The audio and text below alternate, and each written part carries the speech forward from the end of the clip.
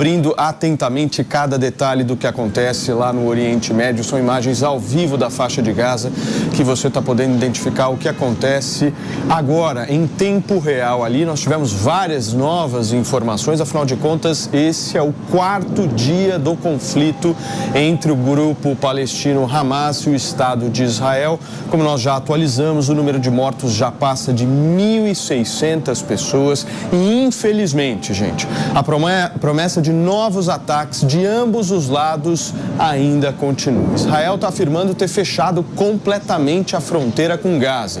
Segundo os militares do próprio país, ninguém ligado ao Hamas cruzou a fronteira nessas últimas horas. Já os ataques aéreos israelenses na faixa de Gaza continuaram durante a noite de segunda-feira e também a noite desta terça-feira. A Força Aérea relatou que 200 alvos foram atingidos. Os barulhos ensurdecedores, como vocês estão ouvindo, você que está aí no rádio só está nos ouvindo, eles continuam. Alguns militares também disseram que encontraram os corpos de 1.500 militantes palestinos em Israel e ao redor da faixa de Gaza. A Unicef, a Agência das Nações Unidas, que cuida dessas crianças, pediu a abertura de um corredor humanitário dentro e fora de Gaza, já que Israel cortou o fornecimento de combustível, cortou o fornecimento de eletricidade e também cortou o fornecimento de água para o território. A ONU está calculando que cerca de 200 mil pessoas tiveram que deixar as próprias casas na faixa de Gaza. Há pouco, o segundo avião da FAB, o avião brasileiro, chegou em Tel Aviv para resgatar os brasileiros, lembrando que há uma ordem de prioridade desse resgate, principalmente iniciando aqueles que estão residentes aqui no nosso país. Imagens ao vivo para vocês que nos acompanham aqui na programação da Jovem Pan, a prestação de serviço que nós estamos fazendo aqui para vocês, de mostrarmos em tempo real o que acontece lá. Algumas explosões ainda permanecem, o céu absolutamente encoberto por muita fumaça, barulhos de sirene, de ambulâncias e principalmente de mísseis ainda acontecem. Ontem pela manhã a situação foi extremamente crítica e, ao que tudo está indicando, nesta terça-feira teremos uma situação ainda pior. Ao que tudo indica, hoje será o dia em que Israel talvez dê mais força ainda a essa resposta que está sendo prometida já desde o último sábado, quando aconteceram os ataques promovidos contra civis, principalmente na região sul do país. Nós vimos diversos casos. Agora, só para vocês terem uma ideia, nessas imagens aí que vocês estão vendo ao vivo na programação da Jovem Pan, nós já temos aqui o número de 790 prédios que foram destruídos ali na faixa de Gaza. Só para vocês terem uma ideia da dimensão que é isso, 790 prédios que foram absolutamente destruídos. Nós temos também na faixa de Gaza 5.300 prédios que foram afetados de alguma forma com essas bombas, com esses mísseis, com essa violência toda que nós estamos vendo sendo promovida ali no Oriente Médio. E nós temos também 600 mil palestinos que nesse momento estão sem água, sem eletricidade, principalmente pelo fato da estratégia do Estado de Israel ter sido essa para tentar, de alguma forma, sufocar o Hamas nessa região da faixa de Gaza.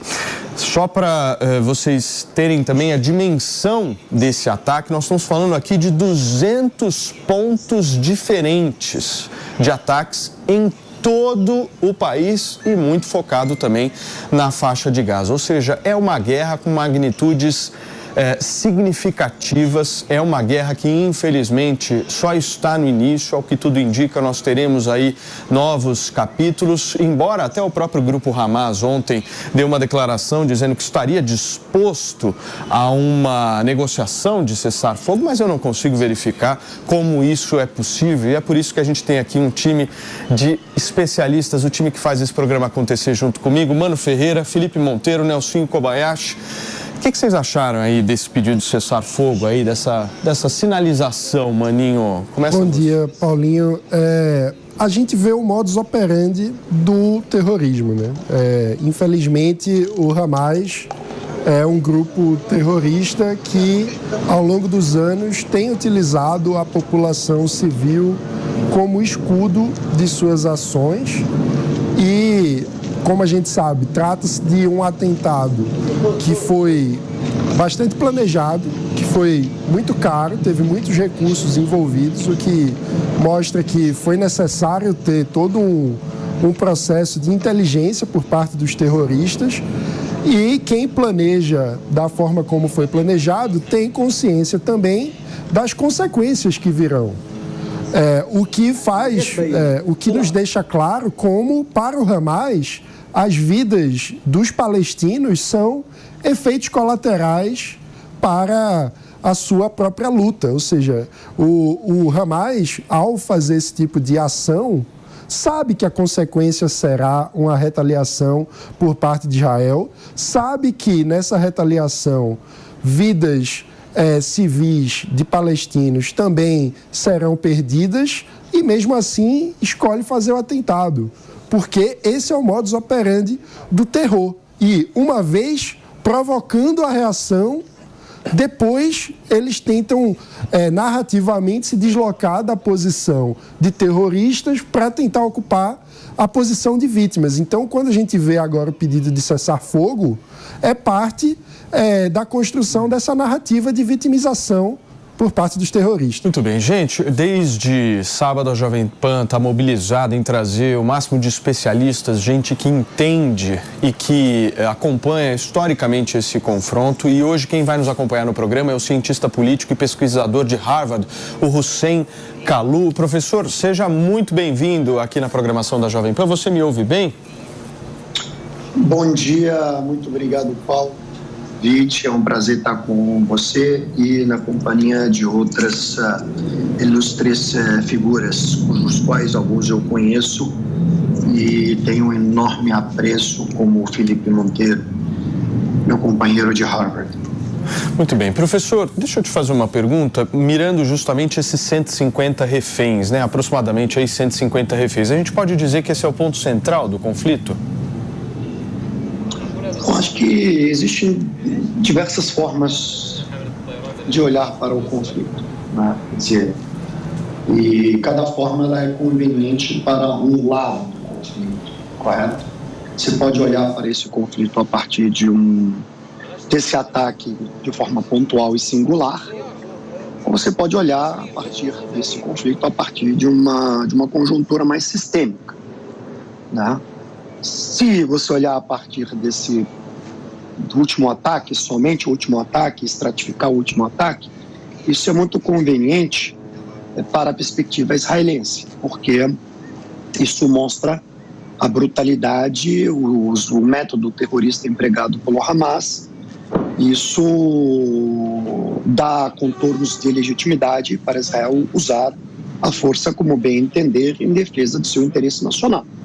Então, nesse sentido, olhar de forma única para esse episódio serve muito bem ao propósito de uma parte, não serve ao propósito de outra parte. O lado palestino vai querer olhar para esse fato não como um fato isolado único, mas como um fato que compõe um conjunto de ações históricas. O que eles vão alegar é que isso não é um fato isolado, isso é um fato que, na verdade, pertence a uma consequência de violações sistêmicas que se arrastam há diversas décadas, como a expansão de assentamentos ilegais, processo de anexação, desapropriação de terra, etc, etc, etc. Então, cada lado vai procurar explorar da forma e do ângulo que lhe convém. Infelizmente é isso, a despeito do sofrimento humano, né?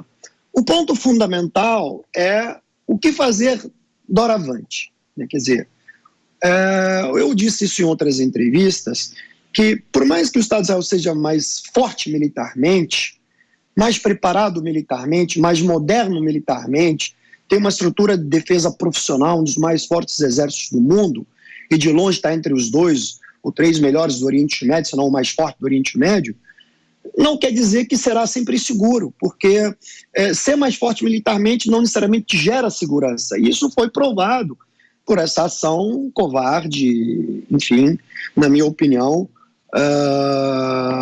distópica e praticada por métodos terroristas pelo grupo palestino Hamas. Então, é lamentável. Agora, o que vai gerar segurança? As fórmulas que se provou entre o Egito e Israel, entre Jordânia e Israel, que é um acordo de paz, justo, equilibrado e duradouro. É isso. E hoje o governo atual em Israel não quer um acordo de paz, quer partir para uma política de ocupação, anexação e liquidar com a tese de 2 estados. Isso também serve ao propósito do Hamas, não serve ao propósito do povo palestino, porque o Hamas também se alimenta desse radicalismo que é existente do lado israelense. E esse modelo de governo que trabalha pela lógica da aniquilação da tese de 2 estados, trabalha pela expansão da ocupação e pela anexação dos territórios palestinos, também retroalimenta o Hamas, retroalimenta o radicalismo. Isso não justifica em nada a ação cujo qual merece ser condenada de todas as formas, tá? Não justifica. Mas estou dizendo aqui, tentando traçar uma moldura para que quem está nos vendo tentar entender o pano de fundo desse processo como um todo. E aí eu entendo que é preciso avaliar de forma serena, equilibrada, o que é preciso fazer. Hoje a opinião pública mundial está favorável a Israel, entende legítima a sua reação militar. No entanto, é preciso tomar cuidado, porque se você errar a mão e usar a força de forma desproporcional e totalmente assimétrica e acabar levando à morte de muitos civis em Gaza, isso... Sim. Professor... Isso acaba, na verdade, se tornando contra você. Me permita só interrompê-lo, professor, porque nós temos milhares de pessoas também apenas nos ouvindo e eu tenho a obrigação aqui de narrar essas imagens que nós estamos exibindo aqui agora. Acaba de acontecer mais uma explosão ali na faixa de Gaza, Israel intensificando os seus ataques por ali, uma fumaça preta nesse momento sendo transmitida. Há inclusive uma série de prédios ali na frente, uma região em que, ao que me parece, ainda não tinha sido afetada por algum bombardeio. A gente vê alguns prédios aí numa condição razoável, muito diferente de outras regiões ali da própria faixa de Gaza, e nesse momento nós estamos vendo essa explosão que acaba de acontecer em mais um edifício dos mais de 5.000 que de alguma forma já foram afetados ali na faixa de Gaza.